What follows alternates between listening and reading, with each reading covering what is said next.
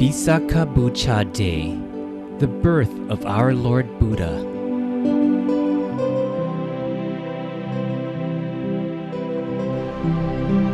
The flawless moon, during the full moon night, it's brighter than any star in the sky.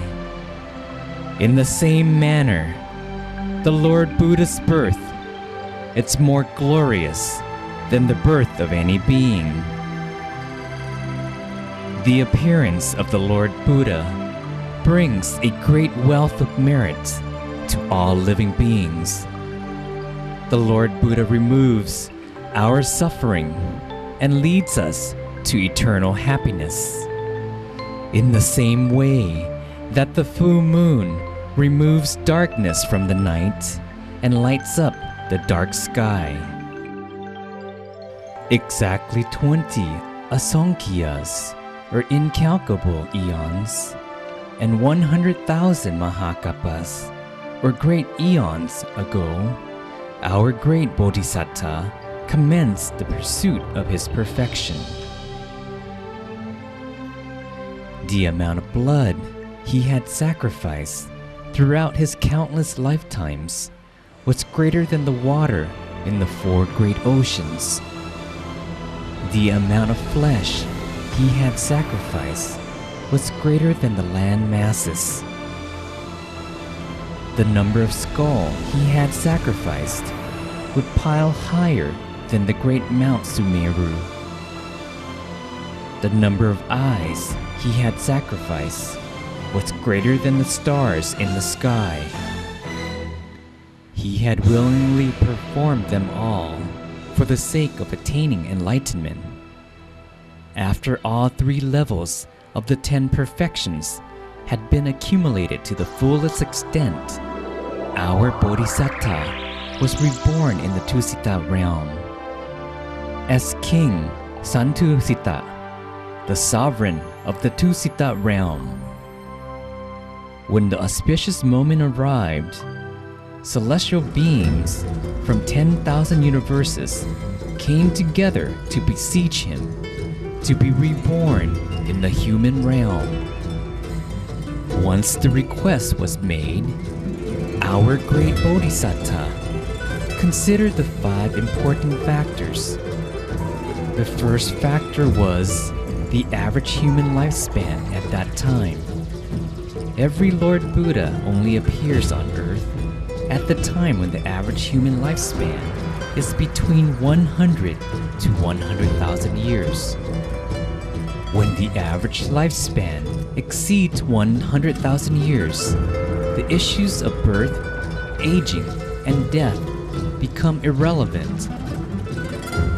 It is easy to live life recklessly then, and the Lord Buddha's teaching about the 3 characteristics of impermanence, suffering, and the absence of self will go unheeded. But when the average lifespan is below 100 years, the mind is thick with defilements, the earth environment is hostile, and people must spend all of their time toiling for a living and fending for themselves. Next, he considered the 4 human worlds, which included Pupa Viteha, Uttara Guru, Apara Goyan, and Chompu. Our Bodhisattva saw that every Buddha only appeared in the Chompu world. Next, he considered the country of his birth, which is now India and Nepal. He chose a royal birth since it was considered to be the noblest at that time.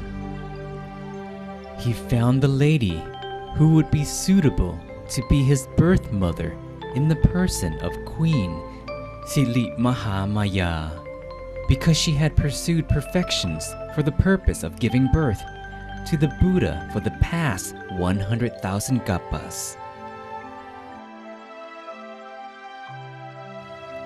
Once the 5 factors were in place, our Bodhisattva agreed to the request, and the wife of King Suttodana Of Kapilavastu kingdom, Queen Sili Mahamaya became pregnant. On the full moon day of the 8th lunar month, the queen gave alms and observed the 8 precepts, as was her normal practice. She went to sleep that night, but at dawn the next morning, she dreamt that the 4 kings of the Jatu Maharajika realm came together to bring her, along with her bed, to the celestial forest of Himavanta. The bed was placed on a great stone slab beneath the Dipterocarpacea tree. Female celestial beings took her to bathe in the celestial lake of Anodat and apply scented powders on her skin and adorn her body with celestial flowers. Afterwards, they took her to the bedchamber in a gold celestial mansion situated on top of a silver mountain.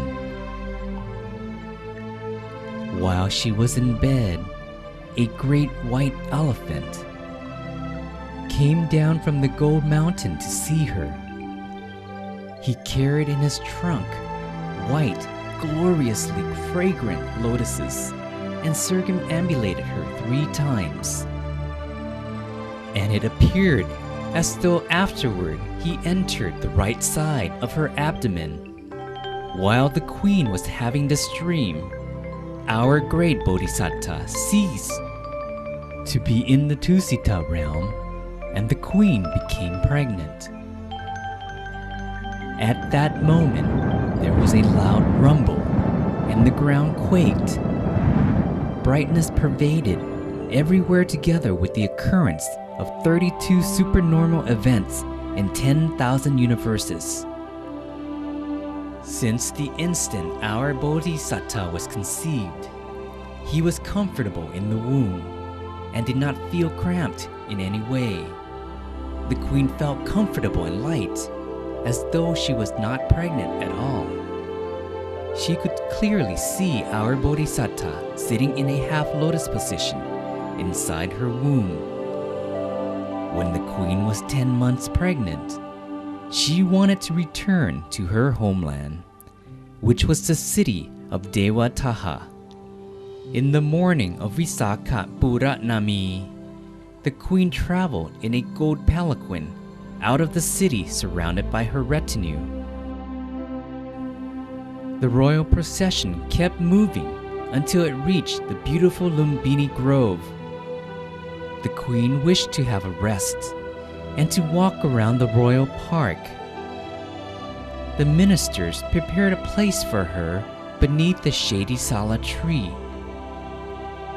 As she was enjoying herself, she raised her hand to touch a sala branch, and it lowered itself down to her so she could hold it. Suddenly, she felt the birth pangs. The officials hurried to prepare the area and put up curtains all around it. Close to noontime, the queen gave birth to a male infant who possessed all 32 physical characteristics of the perfect man. As the perfect man was being born, before his feet touched the ground, the 4 Brahma kings from the 4 Sutavas realms used a celestial gold net to receive him. Channels of warm and cool water from the air bathed the queen and the great Bodhisattva. Then the 4 kings of the Jatu Maharajika realm received the perfect man from the Brahma kings and gave him to the human nannies. Our great Bodhisattva stood up, and his feet were on the ground. He looked all around him and could not find any other person that possessed as much merit as he did. So he turned towards the north. He then took 7 steps, and each step was miraculously cushioned by a lotus blossom.